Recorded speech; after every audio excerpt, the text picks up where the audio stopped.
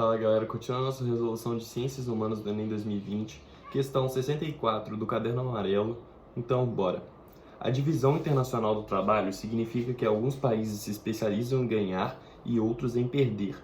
Nossa comarca no mundo, que hoje chamamos América Latina, foi precoce e especializou-se em perder desde os remotos tempos em que os europeus do Renascimento se aventuraram pelos mares e lhe cravaram os dentes na garganta.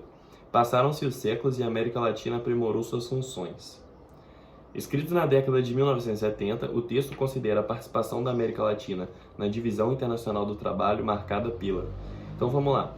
Hoje em dia, depois da Guerra Fria, se consolidou a divisão internacional do trabalho, em que alguns países são os fornecedores de matéria-prima, que são a América Latina, o Sudeste Asiático, o continente africano, o Oriente Médio, e alguns países são os produtores de tecnologia, que eles pegam a matéria-prima, agregam o valor do trabalho e com isso conseguem lucrar mais.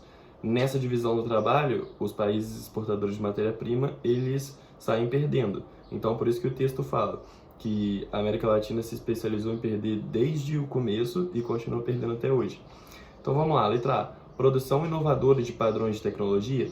Não, quem está produzindo essas tecnologias novas, inovadoras, são os países que antes eram chamados de países desenvolvidos e hoje em dia são aqueles países que são os detentores das patentes e têm a mão de obra qualificada para produzir esse tipo de tecnologia, que a América Latina, segundo o texto, não se enquadra nesse aspecto.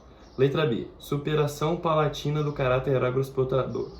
Não, como o texto disse, passaram-se os séculos e a América Latina aprimorou suas funções. Ou seja, ela continua perdendo ainda nessa DIT. Não houve uma superação do caráter agroexportador, porque por mais que existam países como Brasil, Argentina, o México, que são industrializados, não pode-se dizer que totalmente a América Latina num todo superou o caráter agroexportador, até porque esses mesmos países, como Brasil, Argentina e México, eles continuam exportando bastante alimentos. Então, C. Apropriação imperialista dos recursos territoriais.